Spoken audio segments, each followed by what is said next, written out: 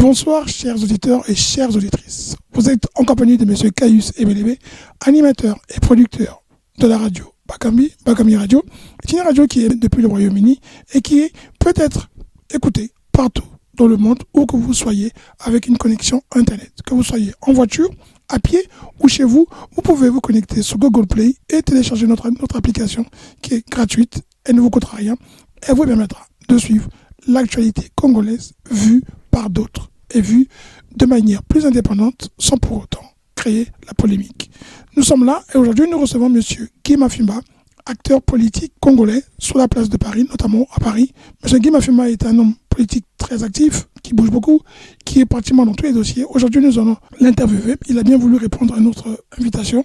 Nous allons lui poser des questions sur les papiers, comme on le dit, Pandora Papers, mais aussi sur ce qu'il pense de la réaction du PCT et des événements politiques sur le continent africain, mais aussi en France. M. Guy Mafimba, nous l'appelons tout de suite pour commencer notre émission. Nous sommes aujourd'hui le mercredi 20 octobre 2021. M. Caius Ebelebe vous invite à suivre l'actualité sur la radio Bakambi. Allô? Oui, allô? Bonsoir, M. Mafimba. Bonsoir, M. Ebelebe. Comment allez-vous? Moi, ça va. D'accord. M. Mafimba, je vous remercie d'avoir accepté notre invitation sur la radio Bakambi. Je vous ai appelé parce que j'ai voulu vous avoir, parce que vous êtes un homme très actif sur la place de Paris, notamment en France, mais on vous voit un peu partout, donc je ne pense pas que votre champ d'action politique se limiterait à la France. Je vous appelais parce que vous avez participé avec d'autres Congolais à l'écriture, ou bien de manière directe ou indirecte, à écrire le rapport Ça suffit. Vous commentez l'actualité avec les Pandora Papers, et je voulais donc aujourd'hui avoir votre avis. M. Mafimba, est-ce que vous pouvez rappeler aux Congolais qui vous écoutent, et auditeurs, auditrices de Bakambi, exactement qui vous êtes? Brièvement, je suis M. Guy Mafimba, effectivement. Sur le plan politique et public, je suis tout simplement le représentant de la Fédération de l'opposition FORCAD IDC composante J3M. En même temps, je suis le représentant personnel du ministre André Okobi-Salissa. Et par ailleurs, je suis un membre coordonnateur du mouvement que nous appelons Canal historique du RDD. Donc, je suis toujours membre du RDD. Voilà brièvement cité mon champ d'action politique et surtout mon statut en tant que président au pouvoir de Mozambique. D'accord, vous êtes très très actif, donc vous avez beaucoup de casquettes et vous avez, comme tout le monde, suivi l'actualité, mais avant l'actualité congolaise où on a vu la photo du général Mokoko qui est en prison, personne n'a une image du ministre Okomi Salissa. Est-ce que vous avez des nouvelles en tant que représentant personnel? Oui, nous avons on communique par personne interposée avec le ministre Okomi Salissa, bien entendu, qui pour nous est une espèce d'otage du régime de Brazzaville. Et moralement, il tient le coup. Il est conscient du fait que il est là parce que il estime que c'est un sacerdoce pour son peuple, pour le Congo, et il est là-bas aussi en partant du principe que tôt ou tard l'histoire lui donnera raison. Et je pense que 5 ans après, nous entamons la 6e année depuis son incarcération injuste. Je tenais à le dire. Il pense que l'histoire lui donnera raison, nous donnera raison un jour, et il continue à tenir le coup. Et c'est même lui qui nous encourage énormément. Donc il a le moral, nous sommes malgré les conditions de... Voilà, il a le moral. D'accord. Exactement. D'accord. Alors l'actualité, une autre question rapidement, mais après on rentre dans le sujet. Actualité, le président Gbagbo vient de lancer un parti qu'il appelle le PPA, avec une section africaine. Il a l'air très combatif. Est-ce que M. Gbagbo est pour vous une inspiration politique? Bien entendu. Monsieur Gbagbo, souvenons-nous dans le temps des partis uniques. Oui. Au temps des partis uniques, dans les années 70 jusqu'aux années 80, il a été quand même celui qui a impulsé le vent de la démocratie dans un pays qui était dirigé à l'époque par celui qui est un peu l'incarnation de la France-Afrique, l'ancien président Houphouët-Boigny. Oui. Et donc, ce monsieur est resté dans une espèce de traçabilité historique, de légitimité historique, en combattant les régimes de parti unique. Il a pris le pouvoir dans les conditions que nous savons, démocratiques, les conditions pour lesquelles il a été chassé du pouvoir. Ça a été un véritable complot international, c'est quelque chose d'inédit, ça a été une véritable tragédie pour l'Afrique. Et comme j'ai toujours dit, l'histoire c'est le juge implacable. Aujourd'hui, ils sont auréolés de plus de 10 ans d'emprisonnement injuste à la CPI, et avec cette mobilisation panafricaine et internationale, oui. La justice lui a donné raison. Aujourd'hui, il se retrouve à Abidjan et il a lancé, toujours dans cette traçabilité, un parti à vocation panafricaine.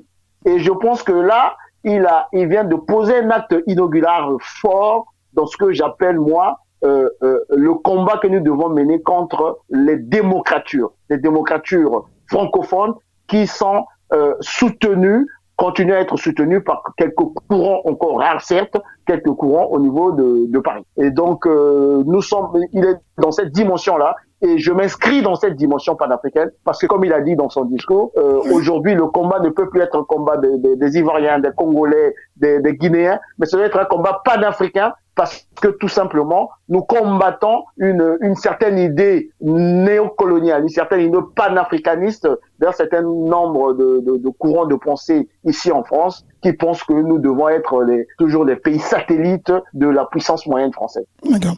Alors, vous êtes évidemment au fait de l'actualité et vous avez vu, après le rapport de Sassoufi, il y a eu le rapport des Pandora Papers qui mettent en cause le président de la République du Congo, comme d'autres premiers ministres, d'autres présidents et hommes d'affaires. En France, on peut parler du cas de Guy Forget et plein d'autres. Et au Congo-Brazzaville, ça a créé un remous. Personne n'apprécie et on parle même de déstabiliser l'État au travers de l'attaque contre le président de la République, de sa mise en cause.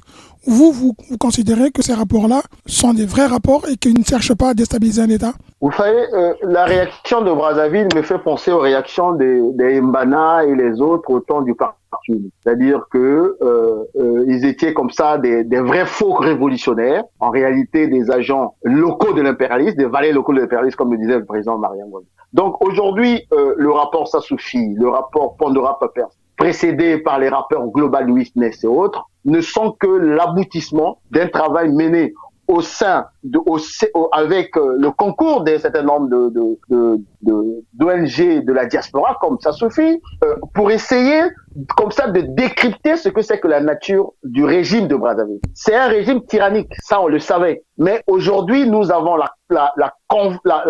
nous étions au courant, mais nous avons la conviction aujourd'hui, l'opinion internationale aujourd'hui a compris que c'est aussi un régime kleptocratique. Un peu dans la lignée des régimes de Mobutu, des régimes du feu Omar Bongo. C'est-à-dire un monsieur qui s'appelle Denis Sassou Nguesso, qui est devenu pratiquement l'agent international d'une espèce de mafia internationale, qui a imposé une espèce de corruption internationale pour garder le pouvoir et surtout pour déstabiliser un certain nombre de pays de la sous-région.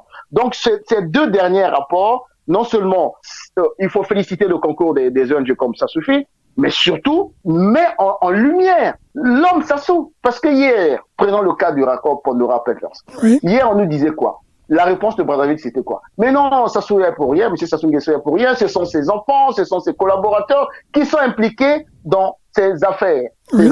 Or, aujourd'hui, avec Pandora Papers, on vient de découvrir que depuis 1998, le Congo a été presque braqué après le coup d'État contre le président Pascal Lissouba. Le Congo a été pris en otage. Le Congo a été mis en coupe réglée par des écuries mafieuses. Et lui-même est à la tête d'une écurie mafieuse avec ses enfants. Donc, ce n'est qu'une réalité qui est devenue incontestable. La preuve en est, les fameuses plaintes qu'on attendait de monsieur Mungala, jusqu'à aujourd'hui, elles ne viennent pas parce que la réalité est accablante. Mais monsieur, j'irai plus loin. Vous savez, ces rapports Pandora Papers, c'est aussi ce que j'appelais, parce que moi je suis un yombiste, je suis du RDD, une réhabilitation à titre posthume du président Yombi Opango. Comment ça? C'est celui-là qui a été vilipendé, traité de tous les noms, de voleur, de tout ce que vous voulez. Aujourd'hui, on vient de se rendre compte que le plus grand, entre guillemets, kleptocrate de notre pays, parmi tous les chefs d'État qui sont passés,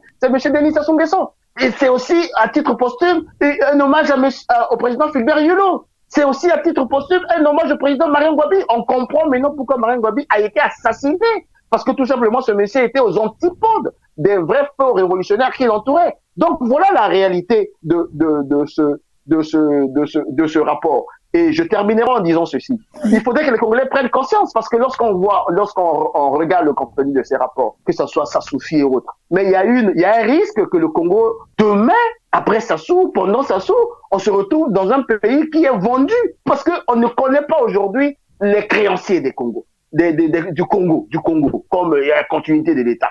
On va se retrouver un jour avec les Chinois qui vont demander une partie du territoire, avec, je sais pas, les Turcs, avec, je ne sais pas, on ne sait pas trop.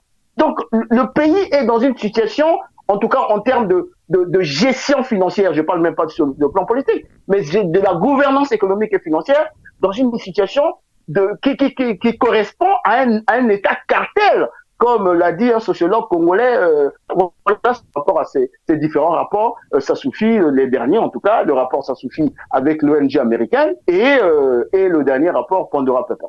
D'accord. Vous êtes... il y a certaines personnes quand même qui se posent la question, pendant que le Congo négocie avec le FMI pour essayer de trouver de l'argent, c'est ce qu'ils disent, pour payer les fonctionnaires, les retraités, les étudiants, comme par hasard sort un document pour dire que le président Sassou a volé et qu'il est parmi les plus riches. Et ça rappelle à ces gens-là qu'on a toujours mis les présidents africains comme les plus riches de la planète à chaque fois qu'on veut les renverser ou qu'on veut les chasser du pouvoir. Mobutu, Houphouët-Boigny, et tous ces gens-là, à chaque fois, leur fortune n'a jamais été trouvée une fois qu'ils sont partis. Est-ce que pour vous, c'est encore aussi là de l'amalgame? Non, la thèse ou la posture du complot, elle est, comment je peux dire ça, elle est souvent le stratagème mis en place par les systèmes autocratiques. Encore qu'il faut faire la différence entre les systèmes autocratiques. Par exemple, je peux pas comparer Kagame à Sassou Nguesso. Alors, non, c'est le stratagème qu'on connaît, c'est la terminologie, c'est ce qu'ils utilisent toujours. Ah, mais c'est un complot. Attendez, une enquête, vous connaissez un peu comment ça se passe. Oui. Des journalistes d'investigation, ça se passe pas en un mois, ça se passe pas en 2 mois, avec des dossiers qu'il faut aller chercher, qu'il faut aller. Nous qui travaillons avec Sassoufi, avec d'autres ONG américaines, on sait les difficultés avec lesquelles on peut faire une telle traçabilité. Je vous dis, c'est des enquêtes. Le rapport Sassoufi, là, c'est en une année. Je me souviens, lorsqu'on faisait des rapports avec Global Witness, ça peut durer une année. Non, la coïncidence là de ces 2 rapports, c'est seulement du fait que le système Sassou est à bout. C'est-à-dire que Monsieur Sassou s'est trompé des fois, en fait. Je le dis souvent, il s'est trompé de contexte. Il s'est pas rendu compte que d'un côté, au niveau des États-Unis, parce que les États-Unis veulent contrer la Chine, et comme le Congo, Brazzaville, est devenu un peu un pays satellite, un allié de la Chine dans la sous-région, bien entendu, les Américains, c'est ce que j'ai appelé le Big Bang stratégique, se sont rendus compte que la France était devenue le pays qui sous-traitait en fait la puissance chinoise dans la sous-région, qui est une sous-région stratégique, c'est-à-dire l'Afrique centrale.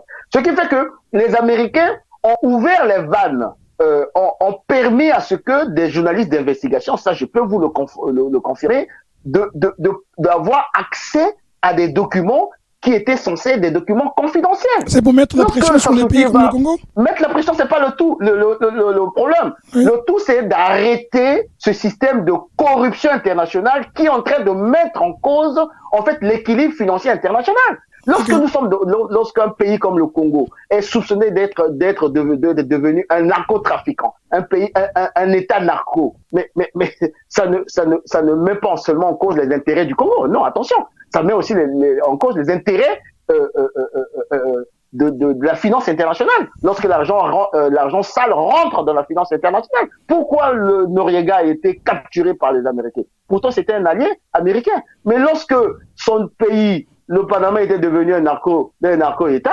les États-Unis étaient obligés d'arrêter parce que la cocaïne était en train de détruire quasiment le tissu social aux États-Unis. Donc, c'est pas parce qu'on veut mettre la pression. Ça ne représente rien, le Congo, sur la scène internationale. Mais on veut tout simplement arrêter cette corruption internationale qui est en train de détruire même les grandes démocraties. Regardez le cas de la Libye, avec Sarkozy qui va aller prendre l'argent en Libye, qui assassine Kadhafi après, même si Kadhafi c'était pas ma tasse de thé, mais qui utilise cet argent pour, entre guillemets, fausser le jeu démocratique en France. Donc c'est cela la véritable motivation des grandes puissances. Et comme le Congo est devenu une espèce de plaque tournante de la corruption internationale, bien entendu, il faut traquer les dirigeants de ce pays, et surtout ouvrir les vannes, ouvrir les archives dans les pays où M. Sassou Nguesso croyait être en sécurité, comme dans les paradis fiscaux. Mais les paradis fiscaux, vous savez très bien que souvent, c'est des protectorats américains, britanniques et autres. Donc, c'est cette poussée anglo-saxonne qui pousse à ce qu'il y ait cette concomitance de la publication de ces différents rapports. Ça n'a rien à voir avec les gens qu'ils appellent de complot. Il y a une réalité qui est là, parce que si vous voyez bien, le pouvoir de Brazzaville réagit sur la forme, mais ils ne réagissent pas sur le fond. Ils n'argumentent pas sur le fond pour dire tel dossier est faux. Non, pas du tout. Ah non, c'est un complot. Non, ça c'est un stratagème. Si on était dans un pays sérieux, parce qu'en Chili, le Parlement chilien est monté au créneau pour demander une commission d'enquête. Je crois que quelque part aussi, toujours en Amérique du Sud, ils demandent même à ce que on lance une procédure de destitution d'un chef de l'État. Oui. Voilà le pays démocratique. Au Kenya, quelle était la réaction des Kenyans? Ils n'ont pas parlé de complot. Parce que là où vous êtes, là où vous êtes l'ancien Premier ministre qui a été, on a parlé de complot? Non. On estime que les pouvoirs publics, le Parlement, les contre-pouvoirs prennent le relais pour essayer de regarder si ces faits sont avérés ou pas. Mais comme nous sommes dans un pays totalitaire qui s'appelle le Congo-Brazzaville, M. Sassou Nguesso qui se prend pour l'empereur, bon, il botte en touche et voilà, il commence à menacer les gens. Mais comme j'ai dit, tout lasse, tout passe et tout va casser. Oui. Alors le sommet Afrique-France qui a changé de nom, qui était sommet France-Afrique, maintenant il est passé Afrique-France, donc ça veut dire qu'il aurait dû se tenir en Afrique, mais il s'est tenu en France. On a vu des jeunes, des gens qui, eux, étaient contents de participer, et puis on a vu les réactions des autres qui ont considéré que ceux qui étaient à ce sommet, ce sont des traites. Pour vous, le sommet Afrique-France n'a pas lieu d'être, n'aurait pas eu, vous n'y étiez pas, vous n'avez pas été invité, ou bien vous êtes comme tous ceux qui ont dit pourquoi pas, et puis tant mieux. Non, pour donner mon avis par rapport à cela, je voudrais faire une petite analyse simple. Vous savez, le sommet, le dernier sommet, la forme qu'a pris ce sommet, oui, avec comme chef d'orchestre notre intellectuel Achille Bembe, oui, c'est l'agenda de Macron en fait. C'est l'agenda de monsieur le président français Macron. Un agenda qui a un double objectif. Le premier objectif est international et le deuxième objectif est national. International pourquoi?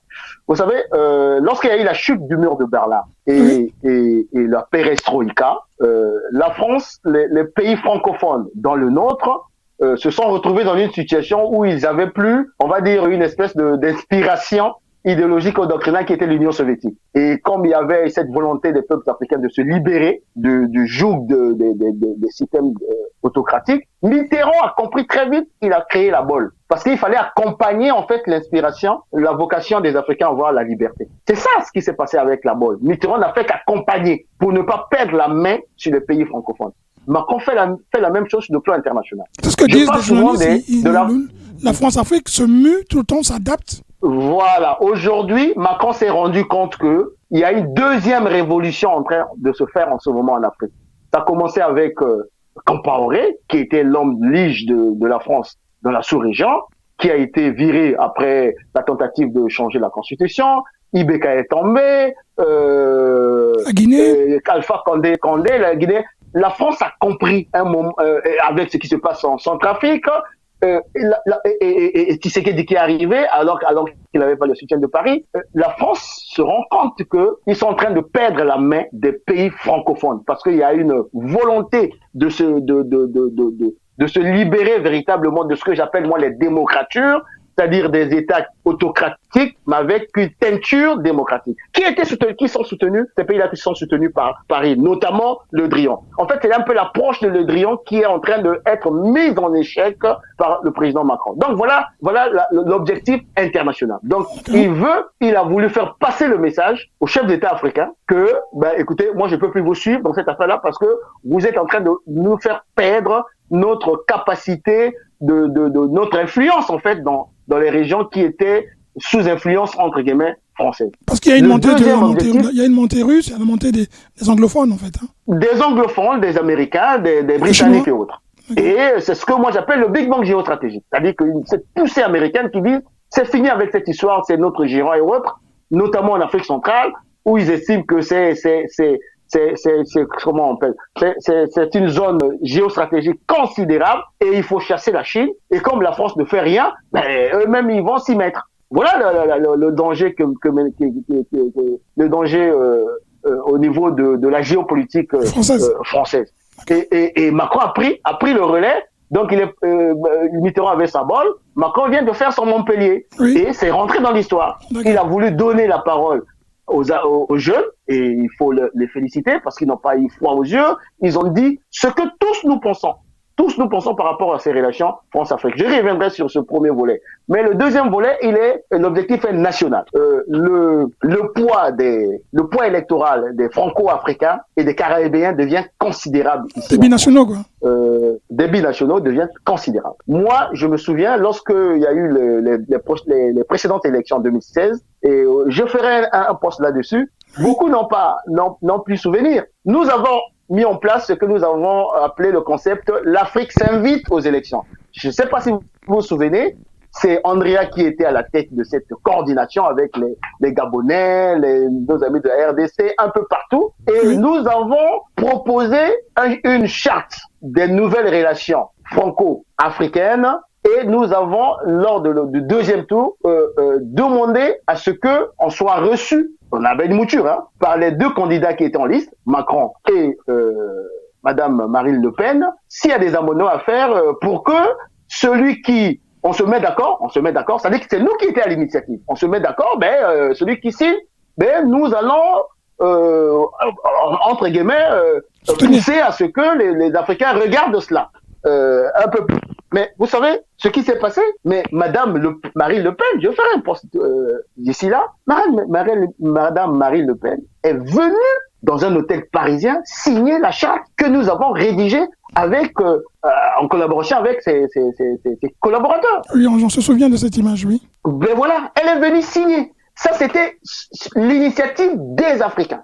C'était pas l'agenda de Macron. Et du côté de Macron, ils ont organisé une contre-activité. Ce jour-là, ils ont appelé les Insous, les Fodé-Silla, ce que moi j'appelle les Africains Badania, pour accompagner Macron dans une espèce de nouvelle relation France-Afrique. Badania, c'est-à-dire qui sont là un peu, qui se soumettent à l'agenda de la France-Afrique. En fait, on va dire les Africains de service. De service, voilà. Donc, ce qui revient à dire que Macron, cette fois-ci, à Montpellier, est revenu sur l'approche qui était la nôtre, de se dire que vous et nous, mettons-nous ensemble pour rédiger une nouvelle charte. C'est pas aux Français de nous dire ce qui doit être le contenu des relations entre la France et l'Afrique, ou la France et un certain nombre de pays africains. Donc, voilà un peu le double objectif. Et comme les Africains, souvent, c'est l'émotion, il y en a qui ont applaudi, ah, formidable, Macron a changé. Moi, j'y crois pas. Et nous allons refaire. Ça, c'est comment on appelle ça, une espèce d'indiscrétion que je vous donne. Une annonce, nous allons refaire un événement similaire. L'Afrique s'invite aux élections. C'est-à-dire que cette fois-ci, ça se passera dès le premier tour. Nous allons rédiger une charte et nous allons faire la tournée de tous les candidats pour leur dire, voilà ce que nous avons comme charte. Si vous avez des amendements à faire, et si on tombe d'accord, maintenant, celui qui estime que cette charte-là, elle est bonne pour vous et nous, qui signe. Et nous aurons la possibilité, parce que nous sommes des leaders d'opinion, de lancer des appels, par exemple, à notre communauté pour dire, celui-là, par exemple, il est d'accord avec nous sur tel point, nous pensons qu'il est le mieux placé pour prendre la tête de la France. C'est comme ça qu'il faut faire. La politique, c'est un jeu d'intérêt. Donc, pour revenir à votre question, voilà les deux objectifs. Une fois que ces deux objectifs Macron a voulu les atteindre. Maintenant, mon avis par rapport à cela, je dis, il faut revenir aux fondamentaux. Les fondamentaux pour nous, c'est ce que nous avons eu à faire. Et nous allons repartir vers ces différentes associations ou ces jeunes qui étaient à Montpellier pour leur dire, faisons les choses autrement. Rédigeons notre propre charte et ramenons cette charte-là auprès de tous les candidats aux élections présidentielles en France en 2022. Et ceux qui seront d'accord avec nous, en faisant des amendements bien entendu, c'est à ceux-là qui pourront recevoir nos suffrages. Mais il n'est plus question qu'on inverse les rôles. Donc voilà un peu mon avis par rapport à cela. J'ai pas été surpris. C'est pas qu'on n'a pas été invité parce que nous sommes des politiques. Et si vous creusez un tout petit peu, ils savaient un peu ce qu'ils devaient inviter parce que une association comme ça suffit, par exemple, dont je suis un des membres, ils savent qu'ils peuvent pas nous inviter parce que pertinemment nous avons mieux à faire que de faire des diagnostics. Parce que Montpellier, ça a été que des diagnostics. C'est pas ça. nous devons passer à la phase des propositions concrètes. Et de notre charte que Madame Marie Le Pen avait signée à l'époque, et je me souviens de combien nous ont traité de tous les noms, des racistes, machin quoi, vous n'avez rien compris. La politique, c'est un jeu d'intérêt. Moi, que Madame Le Pen soit raciste ou pas, c'est pas mon problème. Mon problème à moi, c'est quel est l'intérêt du Congo dans cette affaire-là. Quel est l'intérêt du Congo? Autant Madame Le Pen aime son pays, autant moi j'aime mon pays. Et nous avons bien vu Mbata Bakolo au Congo, non? Est-ce que pour autant on a traité de... Bon, voilà. Donc soyons pas dans l'émotion, soyons pragmatiques. Et moi je ne juge pas les gens par rapport à ce qui disent ou quoi. Donc voilà un peu mon avis par rapport à ce sommet France-Afrique. J'encourage cela, mais par contre nous allons inverser en fait le schéma dans la perspective des élections présidentielles en France en 2022. Alors, deux autres questions avant de terminer. Vous avez le Congo qui a lancé une opération de séduction. Ils ont proposé, ils vont venir en novembre, là, ils vont venir pour recruter des jeunes Congolais ou des Congolais tout simplement sur la place de Paris pour aller travailler au Congo. Ça a fait rire beaucoup de gens. Beaucoup se sont posé la question, comment se fait-il qu'ils viennent recruter les gens en France alors qu'il y a sur place au Congo des gens qui, depuis plusieurs années, ont fini leurs études et qui se retrouvent au chômage. On ne paye pas les retraités, on ne paye pas les étudiants, mais ils viennent recruter. D'abord, première question, est-ce que pour vous, c'est une mauvaise idée?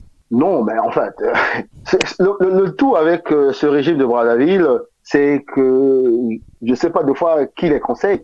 Autant on avait vu avec Monsieur Collinet Makosso qui devait venir rencontrer le MEDEF.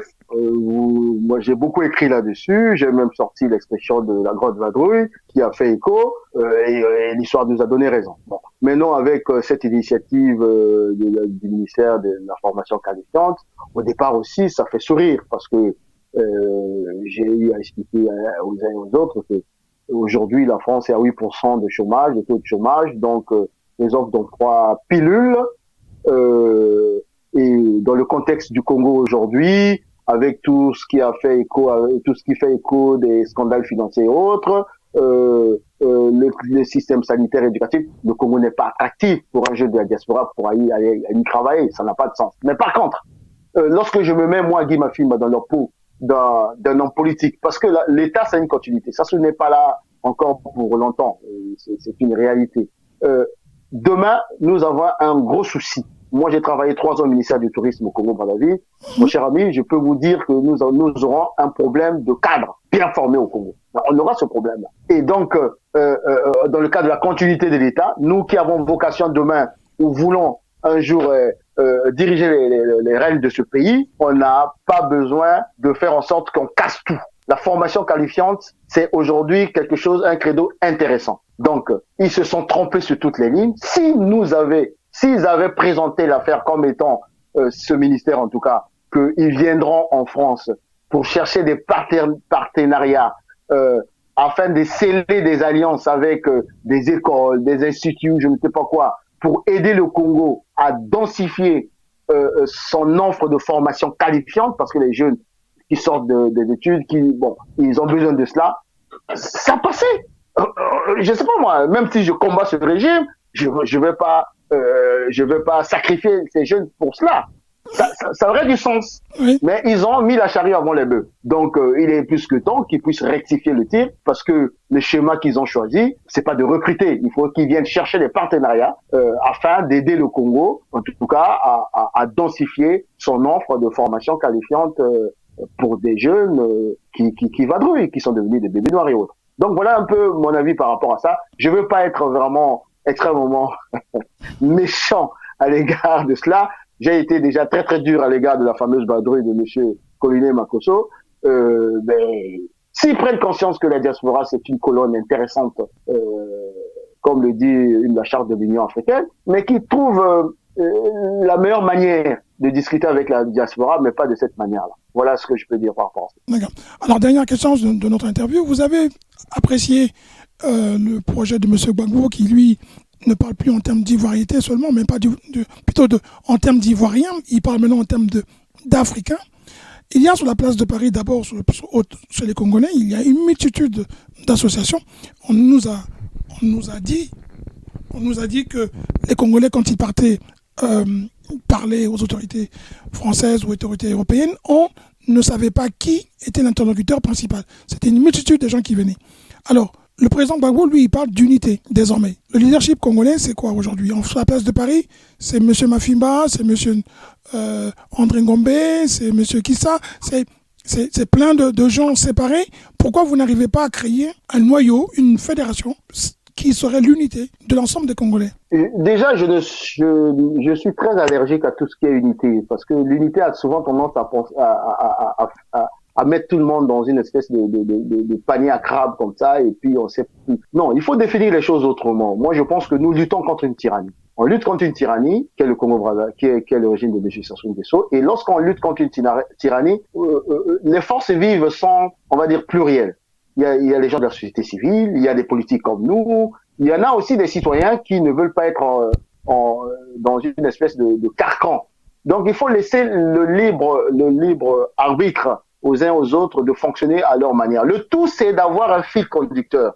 Et c'est souvent ce qui nous a manqué. Ça, c'est la première chose. La deuxième chose, les Congolais ont souvent tendance, ils pensent que le leadership se décrète. Il se décrète pas.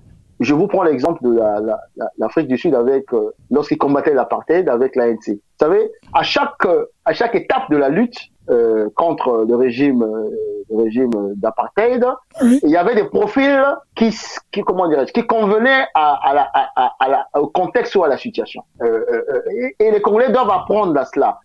Et beaucoup ont été surpris, par exemple, quand moi, Guy Mafimba, je me suis effacé et j'ai poussé aussi André Ngombe dans le cadre de l'Incarné Espoir, dont il était un des candidats pour la présidentielle. Mais c'était une posture tactique et stratégique, parce que moi, en tant que politique, je ne passais pas, j'étais clivant. Il fallait un membre de la société civile pour ouvrir un certain nombre de portes. Et je peux vous dire que les Congolais qui partagent souvent des rapports et autres, mais ils ne savent pas que ces rapports-là sont la conséquence, sont aussi le fruit de cette tactique et de cette option stratégique que nous avons mis en place, qui nous a permis de ouvrir un certain nombre de portes qu'on ne pouvait pas ouvrir en tant que politique. Donc, pour répondre véritablement à votre question, on n'a pas besoin d'une composante unique, non. On a besoin tout simplement d'un fil conducteur, et on a besoin que à chaque étape du combat, un profil a plus de pertinence que tel ou tel profil. Et aujourd'hui, par exemple, moi qui vous parle, je vous cache pas que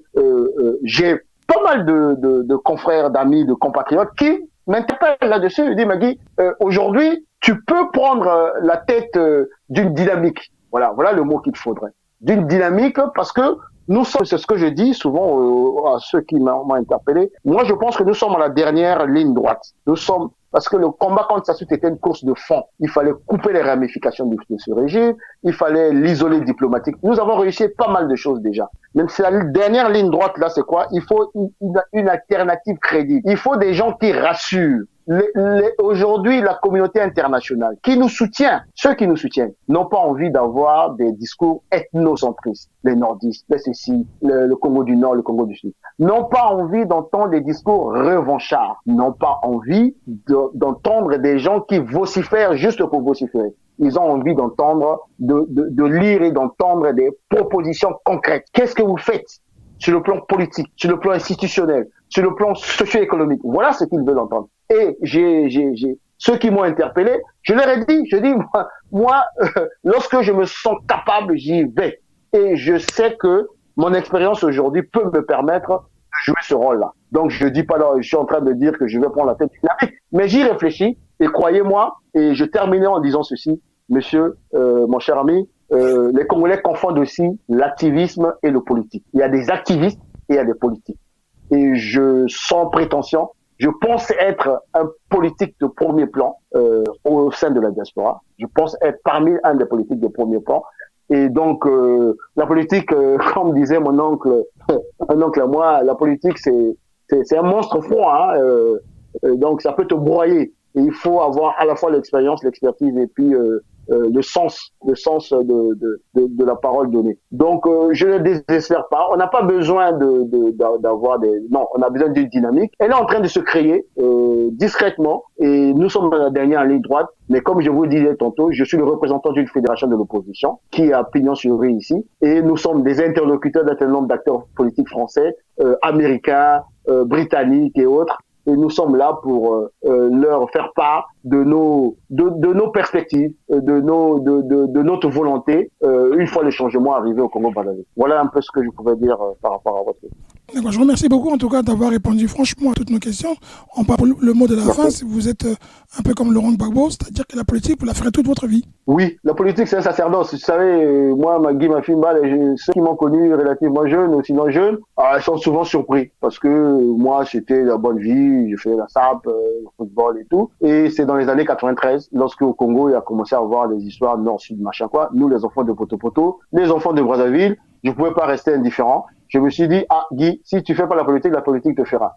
Parce que demain, tu sais pas parler la langue de ton père, tu sais pas parler la langue de ta mère, ben si tu étais tombé dans un bouchon, tu serais un homme mort. Il faut maintenant s'impliquer en tant que citoyen. C'est comme ça que je suis parti et aujourd'hui, je pense que depuis, voilà, c'est un sacerdoce. Je me bats pour les causes justes, pour les causes nobles. Je bats pour mon peuple et je pense que j'ai un projet pour ce pays. Et si plaise à Dieu, un jour, j'espère tenir les règles de ce pays. Et je ne m'en cache pas. Ça sera le mot de la fin, sauf si vous avez quelque chose d'autre à ajouter. Non, merci. En tout cas, je vous remercie, vous, pour votre invitation et surtout la possibilité que vous donnez en une demi-heure aux uns aux autres d'exprimer leur point de vue par rapport à toutes les problématiques qui se posent dans notre pays. Merci beaucoup, en tout cas, pour votre franchise. En tout cas, à très bientôt, courage et bonne chance. Nous espérons tous que le Congo va gagner. Le but, c'est que le Congo gagne et que tous les Congolais, un jour ou l'autre, puissent rentrer s'ils le veulent. À très bientôt, Monsieur Mafimba. À très bientôt. Merci. Au revoir. Au revoir.